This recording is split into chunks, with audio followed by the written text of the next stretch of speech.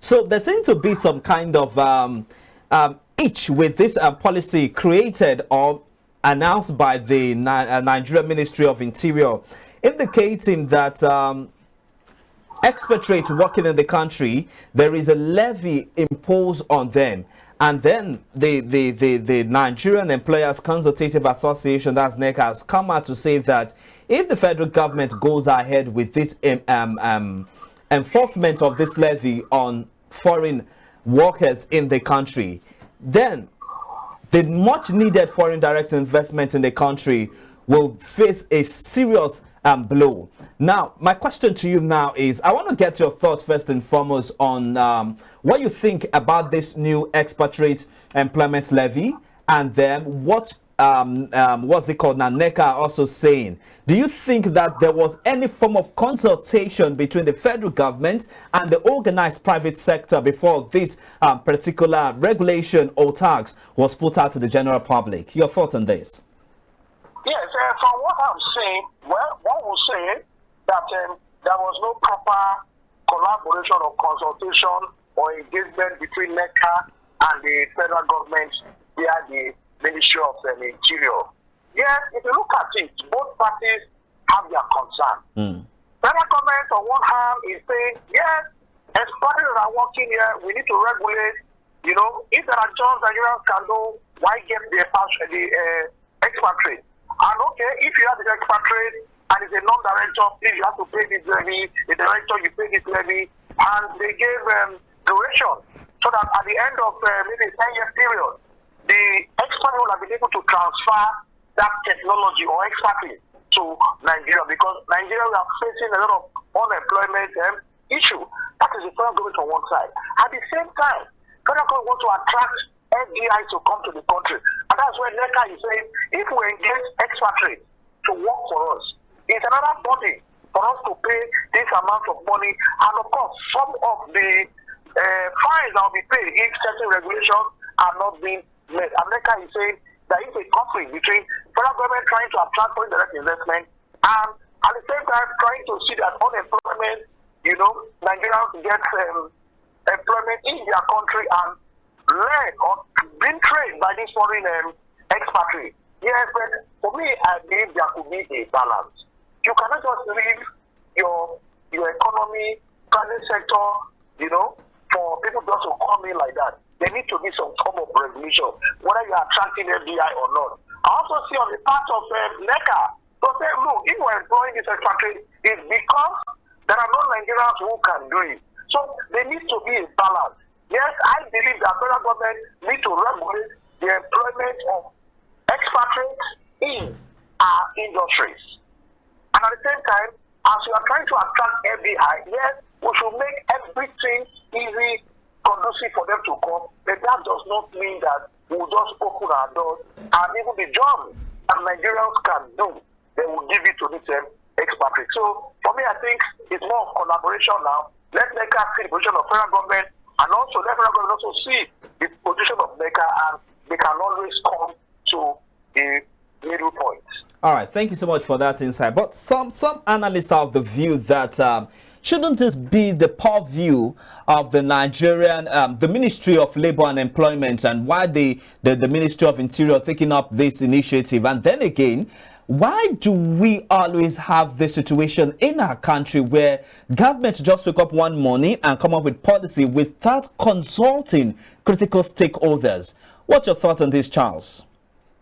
So if you see, we already have an existing policy regarding expatriate working in Nigeria. All right. It has always been there. All right. Yes, and the Ministry of Interior has that responsibility to ensure that expatriates in Nigeria, they have that work permit, they meet all the requirements to be. But it has been abused over the period of time. That you will see a job, you know, that Nigerians can do very well, even better. You will see that these foreigners or these the foreign companies operating in Nigeria will prefer to bring their own person. So there needs to be a regulation. And that is why the Ministry of Interior, yes, I agree with you, Labour has a role to play. But you see, it has to do with, you know, immigration issues. So you can't just go to even any other country without a work permit. You can't even get a job there. So Nigeria is trying to claim the same thing. That is, you come to Nigeria as an expatriate, you need to have a work permit, and let us ensure that it is a job that Nigerians cannot do. So it's the whole just trying to regulate expatriate working in Nigeria. Not that we don't want expatriate to come. But of course, when we want them to come, but at the same time, is to assist us for our own economic growth. So the things that we could do, Nigerians can do very well. We don't need people to come as expatriates in some of those jobs. If you go to some of these companies, especially the oil and gas companies, you will see that there are certain jobs Nigerians can do very well. But because they are foreign companies, they prefer to bring their expatriates. And that is why the Ministry of Internal Interior is trying to streamline and see that they regulate it properly. Of course, I agree with you, there needs to be collaboration with other stakeholders. But then again, you also will agree with me that there are many foreigners in the country that are not accounted for. And I'll give you an example. Talking about the industries. Now, some of the factories that are domiciled in the country, especially in Lagos State here, we see many foreigners operating these factories, many foreigners in charge of the operations of this factory. But yet again, there are speculations, there are reports out there that some of these foreigners who come into this country actually sneaked their way into this country. So how do the federal government address this in line with this policy? Yes, and that is where immigration comes in. That even if you have this policy, from time to time, immigration officials will need to visit some of these foreign companies in the country and take the roll call of the experts who are working there, whether they have valid paper. And that's why the Ministry of Interior is telling you that they need to file monthly returns of the expatriates they have, the job they are doing, how long they are staying, so that they will be able to monitor. So that if there are persons who don't, because some of these they are full of victims.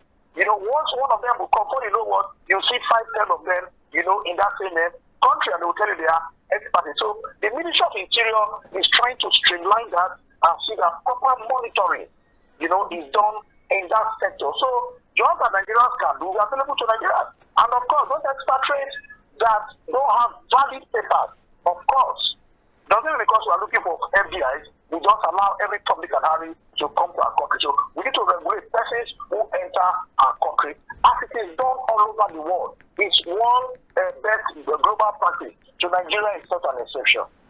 All right, then. Let's just focus now to the next story. All seem not to be well in the Federal Capital Territory at the seat of power at this moment, as reports coming reaching us now state that some residents of the FCT actually looted a warehouse belonging to NEMA, although NEMA has come out to debunk that particular report, saying that the warehouse that was looted does not belong to them, and they are sorry about the incident. But let's look at it from this perspective. Whether or not the warehouse belonged to NEMA or a private individual, there seems to be a rising state of hunger, a rising state of desperation, a rising state of frustration in the land, because current economic outlook does not show that Nigerians are happy. What should the federal government be doing at this point in time to bring about some kind of management to this situation?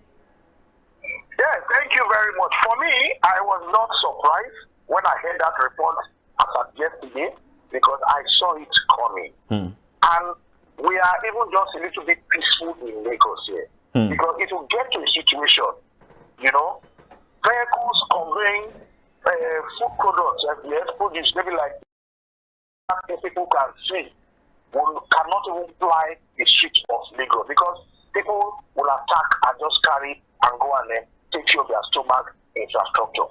It goes to show the level at which the high cost of living, has made Nigerians, not only those who live in Abuja, Nigerians generally to throw caution behind and go whatever they want to do. Do things just for them to survive.